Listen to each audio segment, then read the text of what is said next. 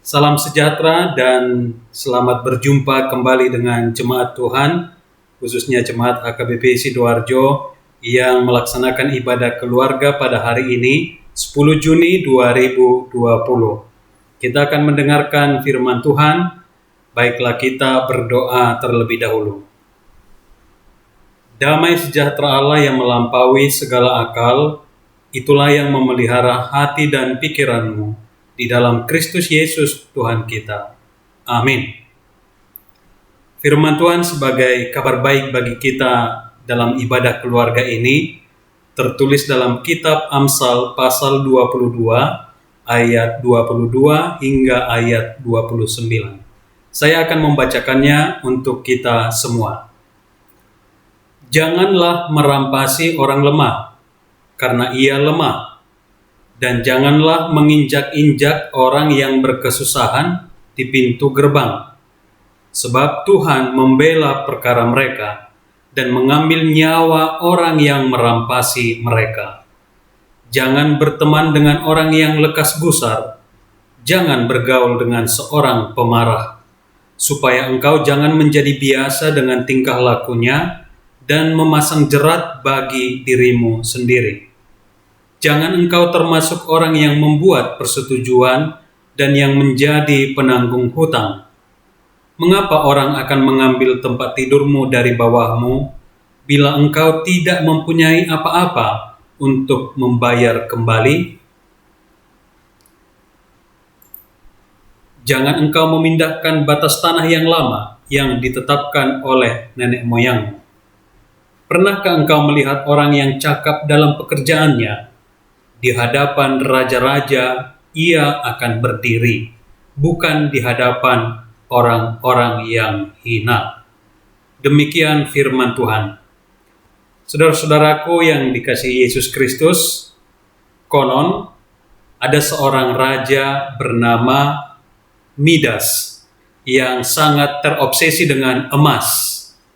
Ia selalu gemar mengoleksi emas sebanyak mungkin. Apapun ia lakukan demi emas. Pada suatu ketika, Raja Midas memohon kepada Dewa Dionysus untuk diberi kesaktian agar bisa mengubah benda biasa menjadi emas. Doanya pun dikabulkan.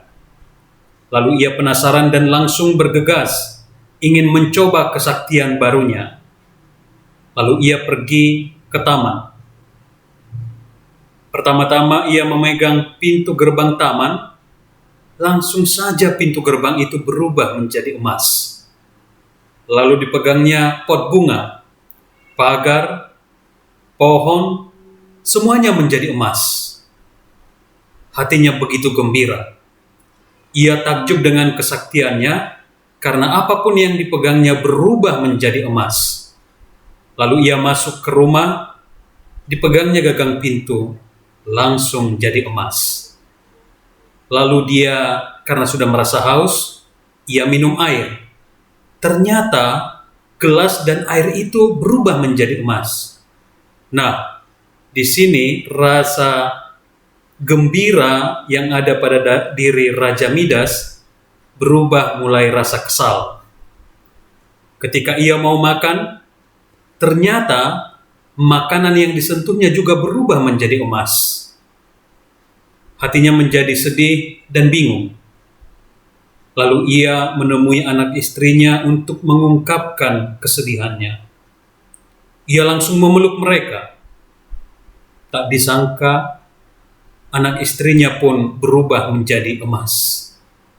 Lalu Raja Midas menangis sejadi-jadinya, menyesali dirinya. Itulah kisah Raja Midas yang tergila-gila dengan emas. Di dunia ini hanya ada satu Raja Midas, namun penggemarnya ada banyak sekali. Sebenarnya tidak salah memiliki emas atau barang berharga lainnya, sebab itu adalah ciptaan Tuhan. Yang menjadi persoalan adalah mengapa manusia sangat mengagungkan logam mulia itu, apapun dilakukan untuk mendapatkannya. Saudara-saudaraku, cita-cita atau impian menjadi orang kaya adalah sesuatu yang baik. Dalam budaya Batak pun, memiliki harta kekayaan atau hamoraon sangat dijunjung tinggi. Menjadi kaya akan membuat orang merasa dihormati di tengah-tengah masyarakat. Itu sebabnya ada yang banting tulang bekerja untuk mengumpulkan harta sebanyak mungkin. Dalam Alkitab pun dikatakan bahwa Allah memberi kekayaan kepada orang-orang yang takut akan Tuhan. Amsal 22 ayat 4. Namun di sisi yang lain, disebutkan juga jika kita mempercayakan diri kepada kekayaan, maka kita akan jatuh. Amsal 11 ayat 28. Sekali lagi Bapak Ibu Saudara-saudara, kekayaan adalah pemberian Tuhan yang harus kita syukuri dan juga diusahakan. Persoalannya adalah jika kita sangat ambisius menjadi orang kaya dan mempercayakan diri pada kekayaan tersebut. Kalau sikap kita sudah begitu, maka kita akan cenderung menghalalkan segala cara untuk mendapatkannya. Dan kita akan berlaku tamak dan rakus.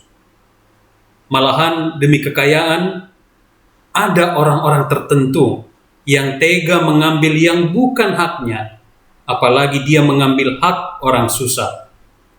Firman Tuhan hari ini di ayat 22 dan ayat 23 mengingatkan kita, janganlah merampasi orang lemah, karena ia lemah, dan janganlah menginjak-injak orang yang berkesusahan di pintu gerbang, sebab Tuhan membela perkara mereka dan mengambil nyawa orang yang merampasi mereka. Firman ini menasihatkan kita bahwa ketika kita hendak mencari kekayaan, mencari nafkah, haruslah dengan cara-cara yang berkenan di hadapan Tuhan, tidak merugikan orang lain. Mencari harta, mencari kekayaan, tentu harus menggunakan hati nurani. Itu sebabnya jika cara mendapatkan kekayaan itu benar dan berkenan di hadapan Tuhan, maka Allah akan memberkati harta yang ia dapatkan dan memberkati hidupnya. Jemaat yang dikasihi Tuhan, di masa sekarang ini ekonomi masyarakat sedang mengalami kelesuan karena COVID-19. Di tengah kelesuan tersebut, banyak orang, lembaga, dan gereja yang merasa terpanggil untuk meringankan beban orang-orang yang paling terdampak ekonominya. Misalnya dengan bakti sosial atau diakonia sosial. Kegiatan ini dilaksanakan baik untuk jemaat maupun untuk masyarakat, internal dan juga eksternal. Dalam pemahaman iman kita, gereja tanpa diakonia adalah gereja yang mati. Karena justru di saat-saat sekarang inilah gereja, bukan hanya lembaganya, tapi juga orang-orangnya, jemaatnya, dituntut untuk lebih banyak berdiakonia. Mungkin ada yang berkata dari antara kita, bagaimana saya dapat membantu, sementara kondisi ekonomi saya juga memprihatinkan? Saya mau jawab, saya bisa mengerti dan memahami pergumulan Bapak Ibu sekalian. Namun, bukankah jauh lebih berharga ketika kita memberi dari kekurangan kita, bukan kelebihan kita? Bukankah Yesus memberikan contoh yang luar biasa? Janda miskin yang memberi dari kekurangannya malah lebih berkenan di hadapan Tuhan. Memberi di saat kondisi hidup kita dalam kekurangan atau krisis, nilainya jauh lebih berharga di hadapan Tuhan. Saudara-saudara yang dikasihi Yesus Kristus, banyak orang sedang kesusahan saat ini. Tugas kita adalah meringankan beban, bukan malah sebaliknya. Kalau sampai ada orang yang semakin menambahi kesusahan orang susah, maka Tuhan yang akan berhadapan dengan dia. Sebab Tuhan berada di pihak orang-orang yang menderita. Sebab Tuhan berada di pihak orang-orang yang lemah dan hidup dalam kesusahan. Mungkin juga kita berkata, kalau saya memberikan saat ini, apa yang akan kami makan esok hari? Lagi-lagi jawabannya berdasarkan firman Tuhan, bukankah janda miskin di Sarfat yang memberi dari kekurangannya justru dilimpahi Tuhan hidupnya? Yang paling penting saat ini adalah bukan soal seberapa banyak yang hendak kita berikan. Yang Tuhan inginkan adalah jika kita terpanggil menolong orang yang susah dari hati kita yang paling tulus.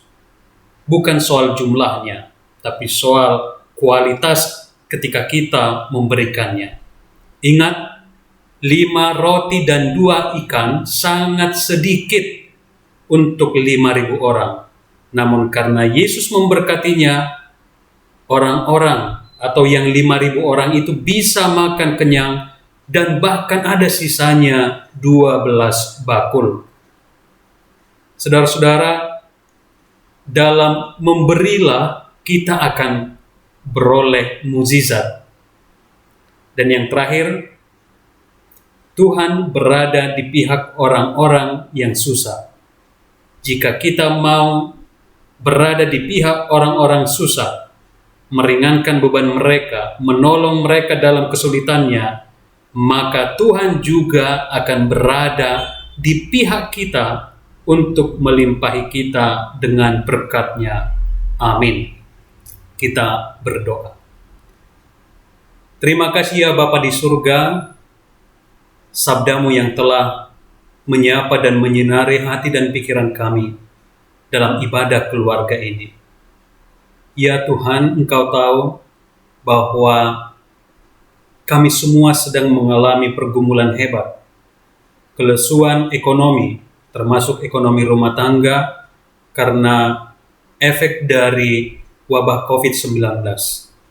Ada banyak saudara-saudara kami yang menderita, yang hidupnya semakin sulit, yang semakin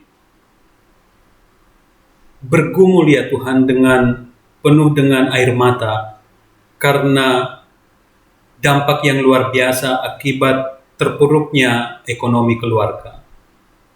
Dan di saat inilah ya Tuhan, urapi kami setiap jemaat-Mu, agar kami terpanggil untuk berbagi, bukan dari kelimpahan kami, tapi dari kekurangan kami.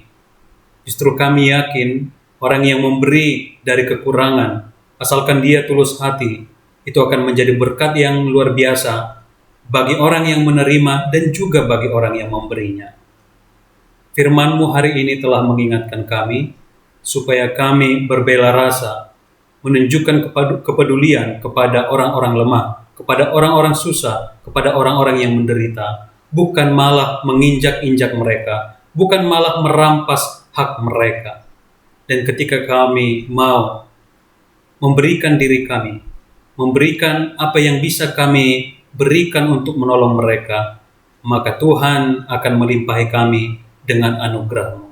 Itulah yang kami percayai. Dan tolonglah kami ya Tuhan menjadi pelaku-pelaku firman-Mu, agar kami hidup di dalam firman-Mu, terlebih di dalam menghadapi kesulitan hidup saat ini akibat wabah COVID-19. Biarlah seluruh jemaat-Mu bertolong-tolongan menanggung beban, sebab demikianlah kami menaati hukum Kristus ketika kami saling peduli, saling membantu, saling memberi diri, agar kami bisa bangkit bersama. Dan itulah makna gereja. Gereja yang hidup adalah gereja yang berdiakonia, yang saling membantu dalam suka maupun duka. Terpujilah Engkau ya Tuhan. Inilah doa kami di dalam Kristus Yesus. Amin.